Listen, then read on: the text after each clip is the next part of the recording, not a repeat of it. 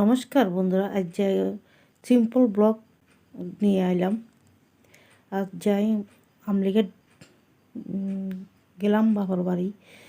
দেখেন কি সুন্দর পাহাড় বাবার বাড়ি দেশে, আর পাহাড়গুলো দেখেন কি সুন্দর লাগছে। দেখেন আকাশ, আর দেখেন এই রাস্তা। এই রাস্তা যাওয়ার পথে বাংলার মানে এই সাবুন থেকে রওনা হচ্ছি।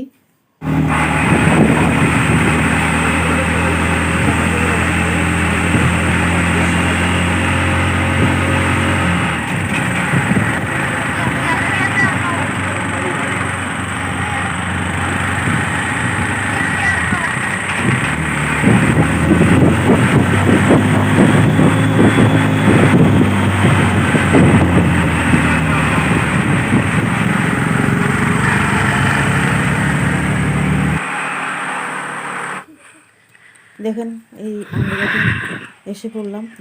আমলিঘাট যাওয়ার পথে আমরা এখানে এই শিববাড়িতে 200টা সিঁড়ি পেরিয়ে উঠতে হয়। এই শিববাড়িতে এটাকে এই পাহাড়টাকে আগে আমরা বলতাম সন্ন্যাসী টিলা বলেই জানতাম, কিন্তু এখন এখানে এই পাহাড়ের উপরে শিব ঠাকুর স্থাপিত হয়েছে। দেখেন এই শিব মন্দিরটা কি সুন্দর।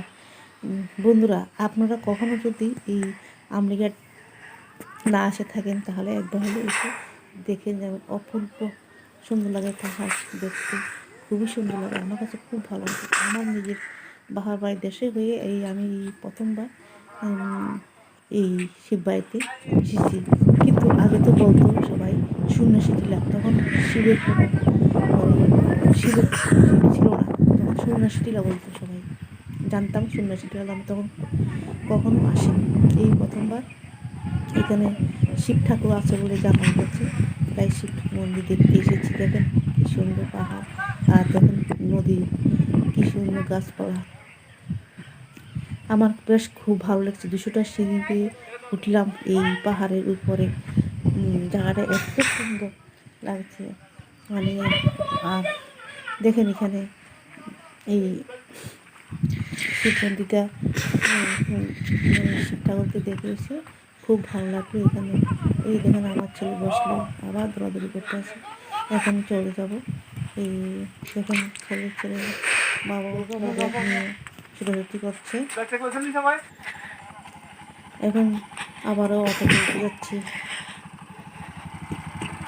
বন্ধুরা, আমার এই সিম্পল ব্লগটা যদি ভালো লেগে থাকে তাহলে একটা লাইক করবেন, শেয়ার করবেন, সাবস্ক্রাইব করবেন। দেখেন আবারও উঠছি ওই পাহাড়ের উদ্দেশ্যে। পাহাড়ে এখানে কি বলবো, উঠতে পারছি না, মানে শ্বাস নিতে কষ্ট হচ্ছে এই পাহাড়ে উঠতে। দেখেন আকাশ কি সুন্দর পাহাড়। এত সুন্দর করে গেছে যে পাহাড়কে এইভাবে সিঁড়ি দিয়ে। এখানে আগে কখনো কেউ আসতো না, আর এখন মানুষ এসে এখানে। এই দেখেন কীভাবে শ্বাস নিতে পারছি না। দেখেন কি সুন্দর জায়গাটা। বন্ধুরা, আপনারা যদি কখনো একবার যদি এসে দেখে এই আমাদের জায়গাটা খুব ভালো লাগছে।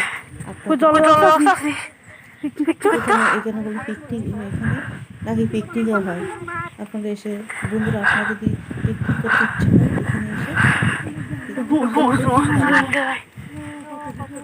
সিম্পল ব্লগ নিয়ে এলাম এই আমার বাবার বাড়িতে এসে। দেখুন কি পাহাড় সুন্দর।